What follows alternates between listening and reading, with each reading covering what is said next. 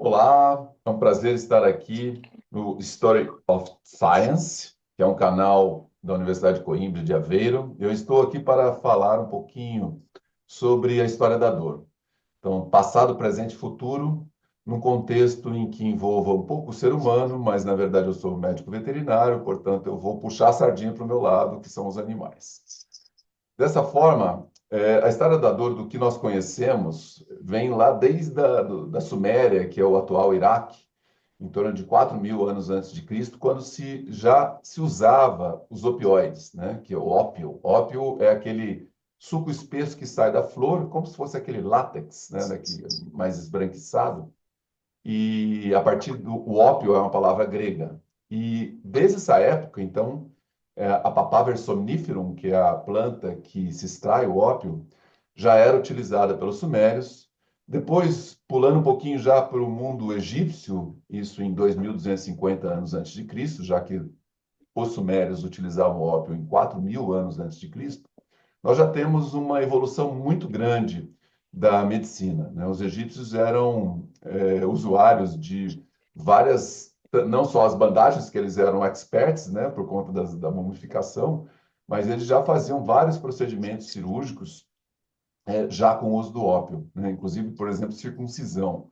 E usavam peixes elétricos, por exemplo, é o princípio do TENS, que é aquela eletroestimulação transcutânea.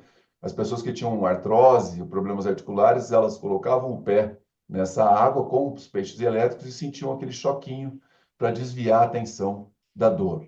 Também usavam várias outras plantas, como a Datura stramonium, que é a própria escopolamina, que é usado hoje para cólicas, né, um anticolinérgico.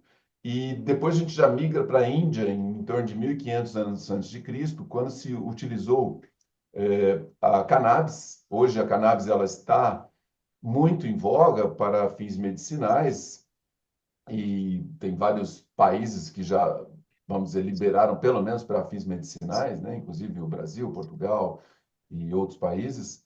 E a cannabis hoje é muito usada também em animais, né? Principalmente para problemas articulares, para osteoartrose. Já na época de Buda, em torno de 600 a 500 anos antes de Cristo, se ressalta que a dor é uma sensação oposta ao prazer. Também isso é ressaltado pelos filósofos gregos, né, Platão, Aristóteles. E diante desse prisma, nós temos aí o uso dentro da China de acupuntura. Então, em torno de 2.600 anos antes de Cristo, não só a fitoterapia chinesa, mas também a acupuntura vem como uma nova técnica na época e hoje presente até hoje, né, para tentar minimizar o sofrimento dos animais e dos seres humanos. Na pré-história se utilizavam muitas técnicas, por exemplo, calor. Então foi encontrado em torno de 10 anos atrás uma pessoa congelada entre a Áustria e a Itália. E essa pessoa tinha cauterizações nas regiões dorsais, na região lombar das costas, e supostamente os acupunturistas pulsaram a sardinha para o seu lado, falando que eram pontos de acupuntura, que estavam sendo cauterizados, mas esse uso de calor e de frio é muito frequente no mundo pré-histórico, bem como até trepanações, né? Existem vários fósseis achados de pessoas com orifícios na cabeça, né? Por exemplo, os astecas e maias da América Central, da América do Sul, utilizavam formigueiros para tratar a dor da artrose, para desviar o órgão de choque, né? Como se fosse hoje em dia a gente usar um revulsivo, então essas pomadas que se utiliza em atletas, por exemplo, para com menta, né? Para tentar desviar a sensação de dor. O Platão ele considerava a dor como uma sensação oposta ao prazer. O Sócrates reiterou isso. E Alquemalleon é um discípulo de Pitágoras que rompe com um conhecimento corrente na época que considerava que o coração era o centro das emoções. E Alquemalleon já coloca isso como o cérebro, o centro das emoções. Indo para a Idade Média, nós temos um grande desenvolvimento da ciência médica, principalmente com Avicena, que é o príncipe dos médicos, enquanto que na Europa ainda vivia-se a Idade das Trevas, né? nós temos aí toda essa evolução médica muito forte com anatomia e tudo mais na Idade Média lá no Iraque, no atual Iraque, né? E aí nós temos uma questão importante que vale a pena considerar, que é o quanto que o judaísmo e o cristianismo, de certa forma, atravancaram o desenvolvimento da ciência. Lembrando que, por essas religiões, considerava-se o pecado como algo que deveria ser pago, né, de volta. E quando a pessoa tinha dor, considerava-se que isso era um pecado.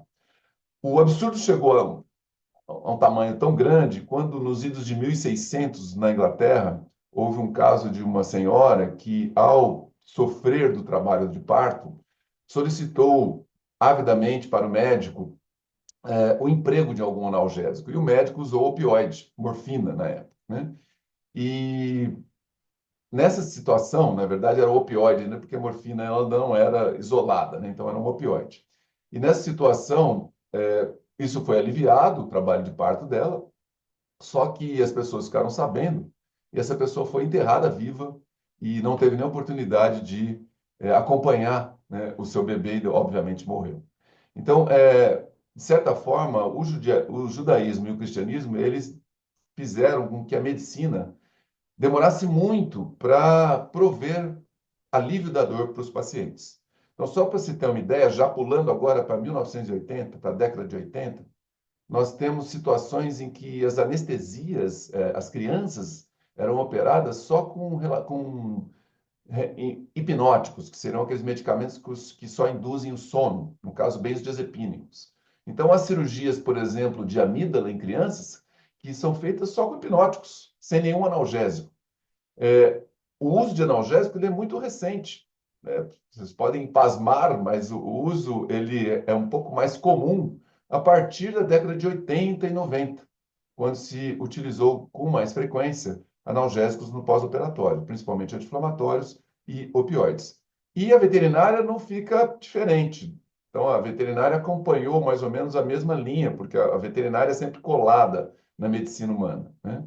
E todas as dissecações que foram feitas em animais, ainda na época de Galeno, né, era na época da Grécia ainda, né, elas se inspiraram para se estudar a medicina no ser humano, né? Então, desde os primórdios, nós ficamos aí mais ou menos na mesma situação que a medicina humana. E com a evolução da ciência, houve necessidade de um cuidado maior com os animais, né? Então, toda a parte experimental começou-se a ter um cuidado, porque embora René Descartes considerasse que os animais não tinham alma, que animais seriam máquinas biológicas, a partir de René Descartes, outras pessoas, outros cientistas, eles passaram a ter uma preocupação maior com o uso de animais em pesquisa. Então, por exemplo, Jeremy Bentham, que é um jurista famoso, aí, nascido em 1748 e faleceu em 1832, já colocava que a questão não é se os animais são capazes de raciocinar ou se conseguem falar, mas sim se são passíveis de sofrimento.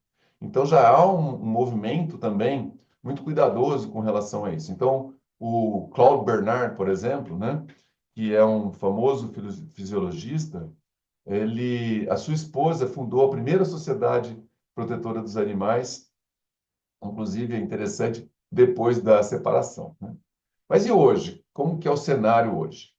Demorou muito e só em 2012 vários cientistas famosos do mundo inteiro se reuniram na Universidade de Cambridge, na Inglaterra, para concluir que não só os mamíferos e aves, principalmente os mamíferos, tinham consciência. Eles concluíram também que as aves tinham consciência e alguns invertebrados.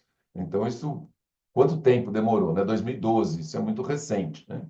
Então, por exemplo, um pássaro, ele consegue metade do cérebro dormir e a outra metade estar acordado, consciente. Esses são atributos bem interessantes do pássaro, né?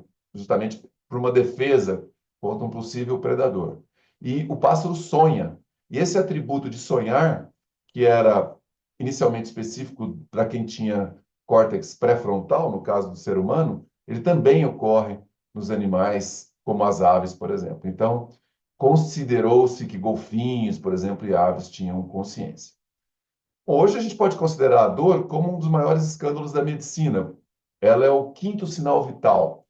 O que significa isso? Quando vai-se ao médico, além da pressão arterial, da frequência cardíaca, respiratória e da temperatura, a avaliação da dor é primordial, porque 80% dos pacientes procuram os médicos por conta de apresentar algum sintoma de dor. E a maior preocupação dos seres humanos, quando vai ser submetido a uma cirurgia, não é necessariamente se curar do procedimento ou se curar do problema pelo qual ele está sendo submetido à cirurgia, e sim de não ter dor no pós-operatório.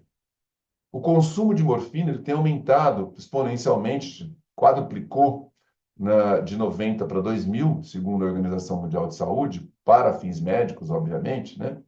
Então, isso faz com que realmente perceba-se que há uma melhoria no tratamento da dor pelos pacientes. Com relação à veterinária, a primeira escala de avaliação da dor em animais veio em 2007, que foi uma escala desenvolvida para cães.